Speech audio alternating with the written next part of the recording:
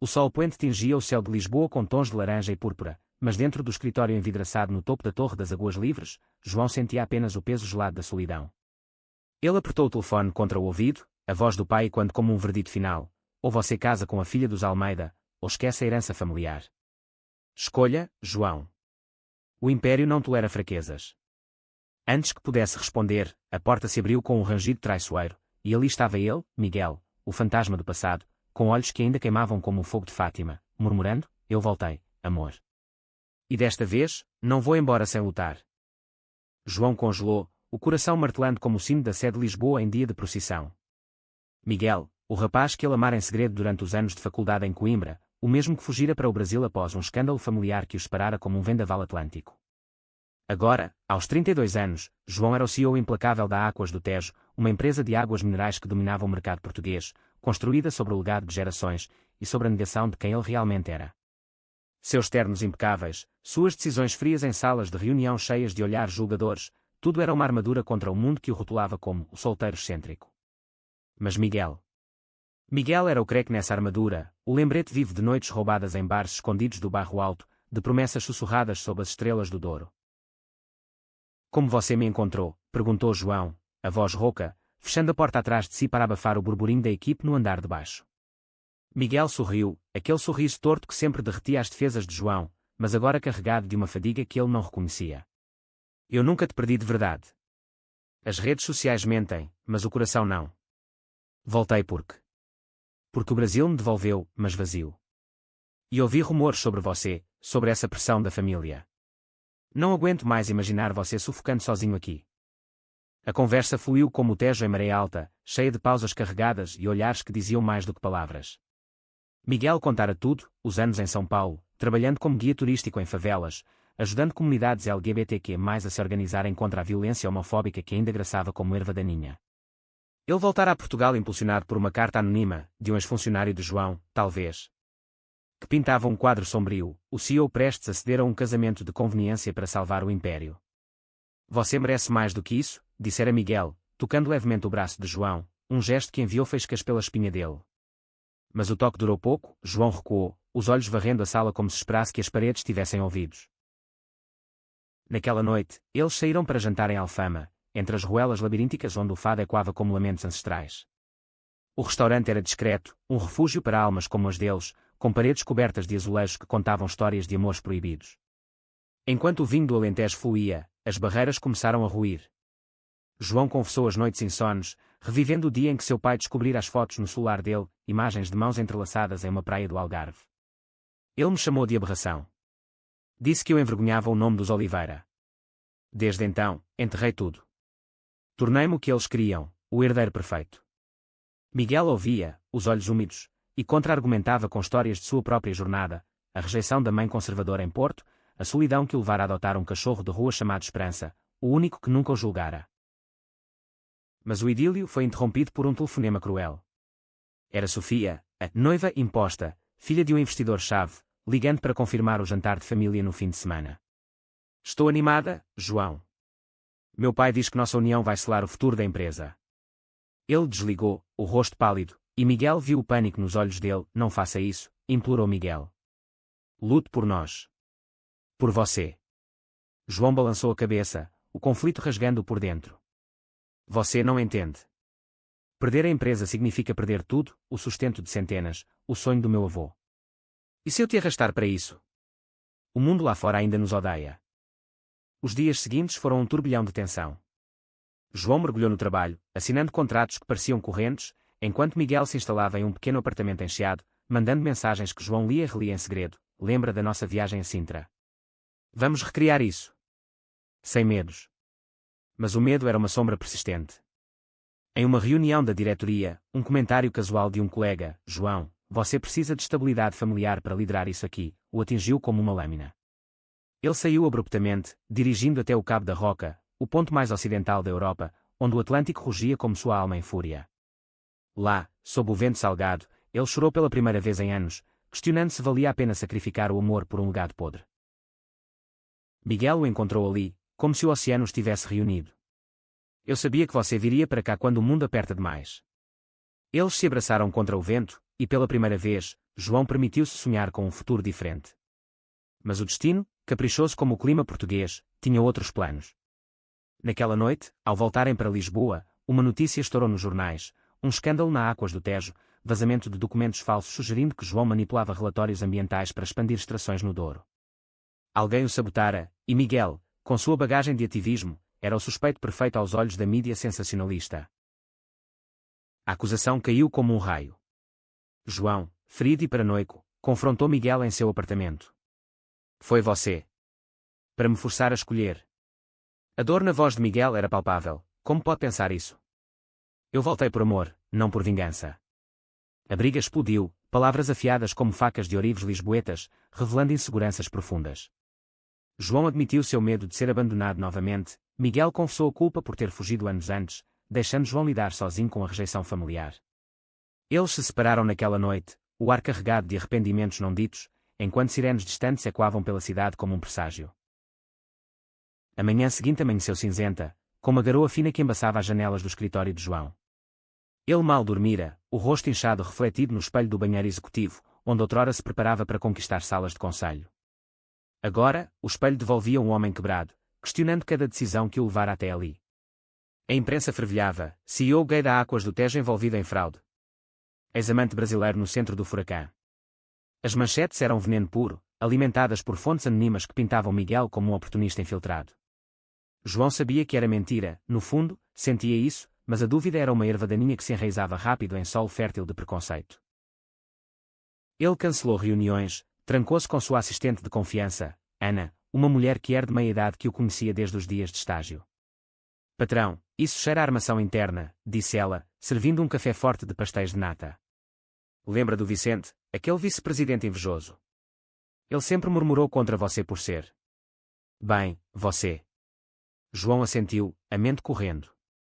Vicente era um homem de família tradicional, casado com 3 filhos, que via a ascensão de João como uma afronta à ordem natural. Mas provar isso exigiria cavar fundo, e com o casamento forçado pairando como uma guilhotina, o tempo era inimigo.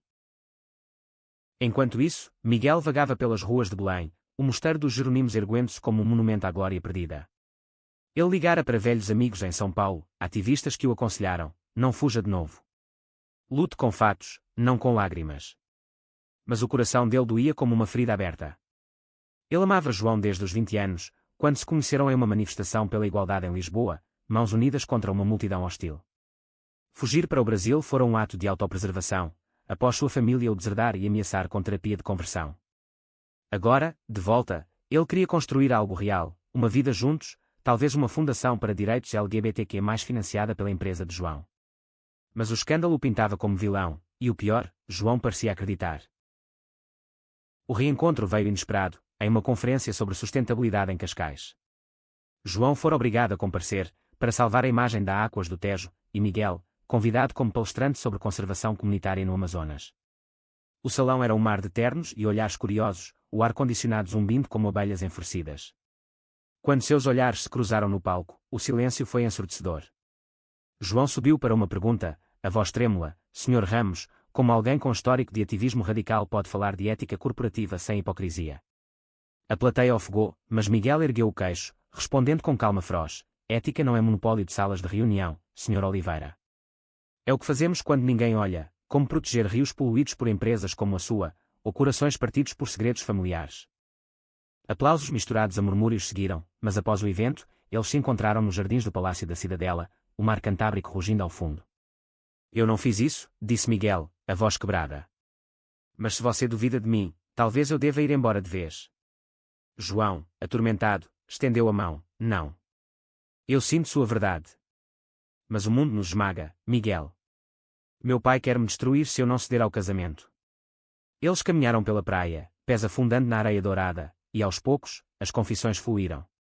João revelou a pressão de ser o filho perfeito em uma família católica devota, onde o amor gay era pecaminoso, invisível. Miguel compartilhou sua jornada de autodescoberta, de noites em que se sentia um estranho em sua própria pele, até encontrar força em comunidades que o acolheram como família escolhida. Mas o conflito escalou quando Vicente, o vice, vazou áudios falsos de Miguel ameaçando João. A mídia explodiu novamente, e Sofia, a noiva indesejada, apareceu no escritório com um buquê de flores e um ultimato velado: meu pai pode limpar isso, João. Mas você precisa se comprometer. Ele a dispensou gentilmente, mas o stress o levou a um colapso, mãos trêmulas em uma apresentação, visão embaçada. Ana o levou para casa, em uma vila nos subúrbios de Oeiras, onde o mar sussurrava consolo. Miguel, alertado por um amigo comum, chegou à meia-noite, encontrando João encolhido no sofá, cercado de garrafas vazias de vinho do Porto.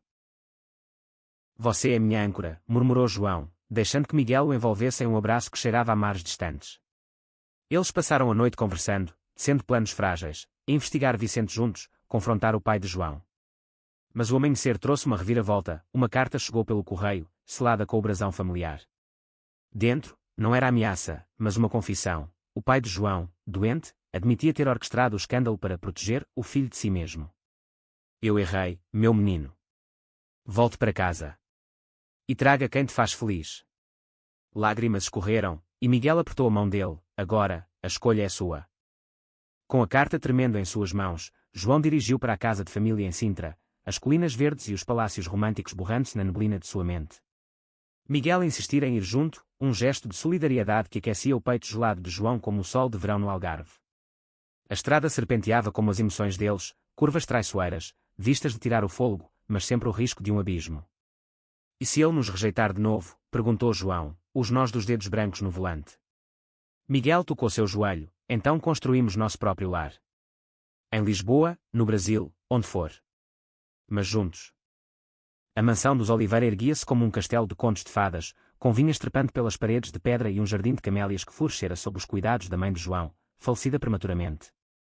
O pai, Domingos, esperava na varanda, mais frágil do que João lembrava, a doença o envelhecera 10 anos, os olhos fundos como poços de arrependimento. Entre, filho, disse ele, a voz rouca, ignorando Miguel por um instante.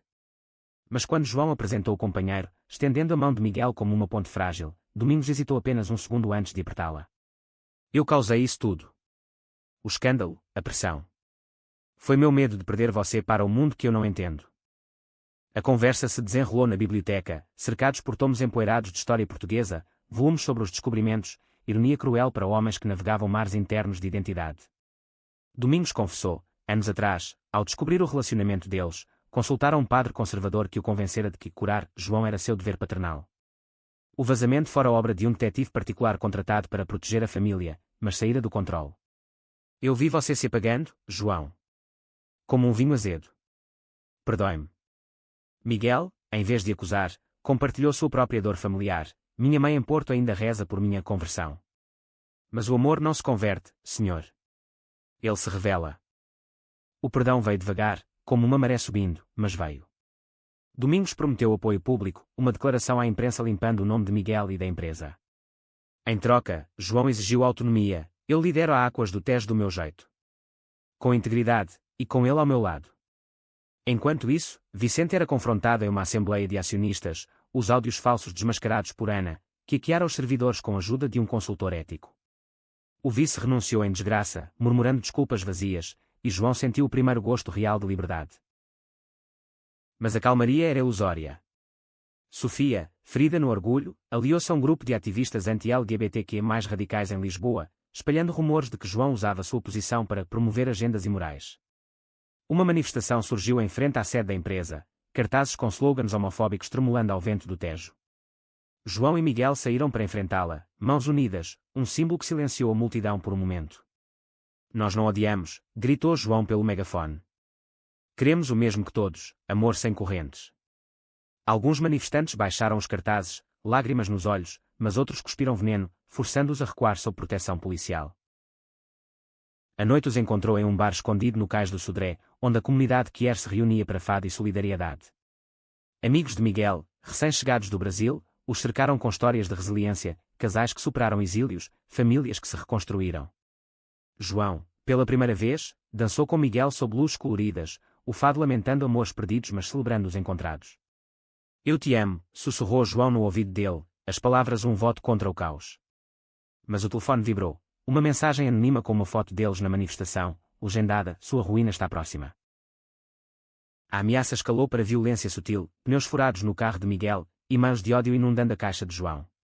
Eles contrataram segurança, mas o stress corroía. Miguel, assombrado por memórias de agressões no Brasil, começou a ter pesadelos, acordando suado e gritando. João o consolava, mas internamente duvidava: será que nosso amor é forte o suficiente para isso? Uma viagem a Évora, para visitar as ruínas românticas e respirar ar do Alentejo, trouxe um respiro. Lá, entre oliveiras antigas, eles renovaram votos silenciosos, plantando uma muda como símbolo de raízes profundas. De volta a Lisboa, o mistério da ameaça se desfez como névoa matinal. A mensagem anônima levará um rastro digital até Sofia, que, em um surto de ciúme, contratara hackers para vazar dados pessoais.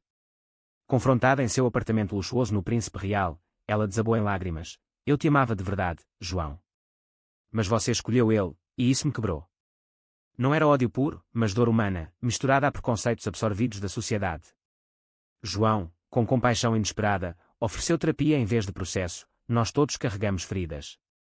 Cura sua, Sofia. Sem nós dois no centro. A revelação abalou as fundações, mas fortaleceu a união de João e Miguel.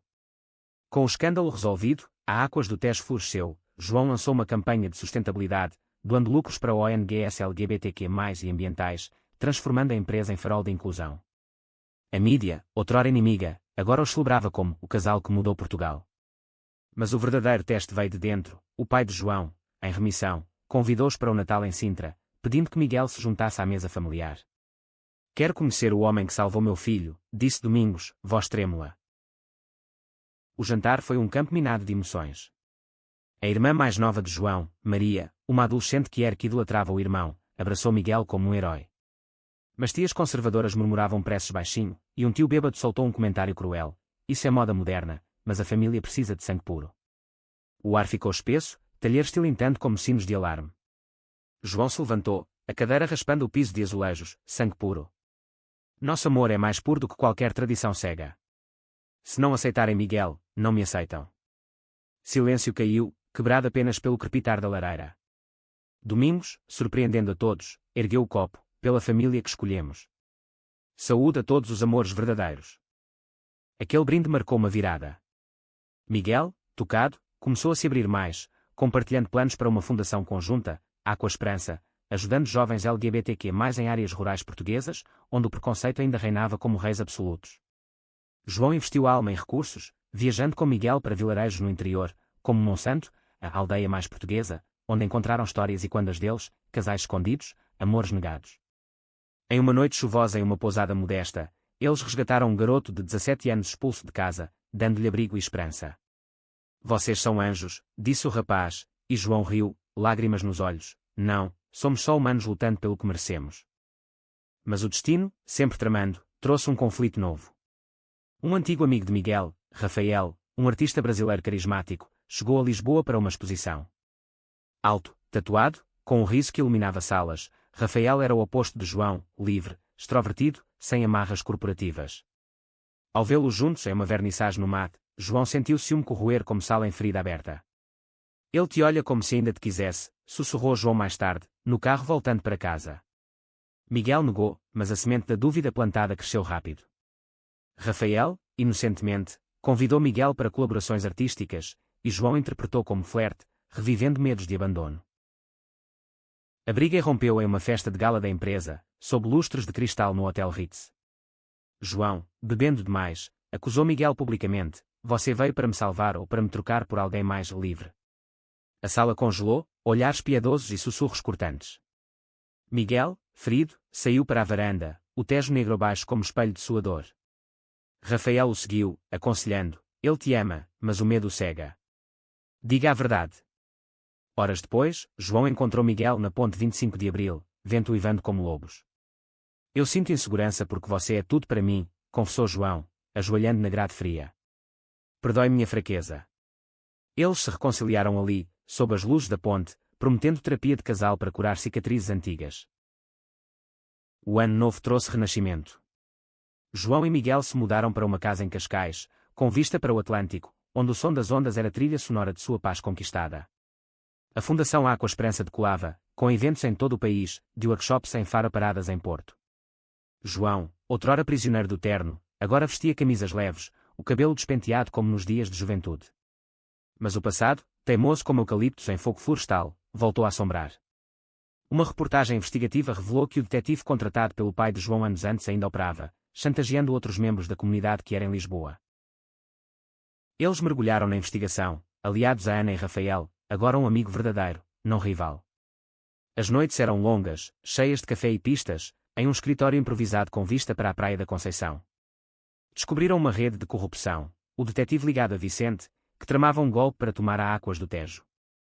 O clímax veio em uma emboscada noturna em um armazém nos docas de Alcântara, chuva torrencial transformando o chão em lama escorregadia. João e Miguel, com a polícia, confrontaram o homem, um vulto encapuzado que gritou: "Vocês aberrações vão cair." Mas evidências em mãos, o golpe foi desmantelado, Vicente preso por fraude. A vitória foi agridoce. No hospital, após um empurrão que machucou o ombro de Miguel, João voou ao lado dele, prometendo: "Nunca mais deixe o medo nos separar." Recuperado, Miguel propôs uma viagem simbólica, de trem pelo Douro, revivendo a rota onde se apaixonaram. Os vinhedos em terraços, o rio serpenteando como veias de vinho, tudo conspirava para a cura. Em uma estação isolada, Miguel se ajoelhou: "Casa comigo, João. Não por tradição, mas por nós." O sim veio em lágrimas, selado com um anel de ouro de orivesaria do Chiado, gravado com "Amor sem correntes."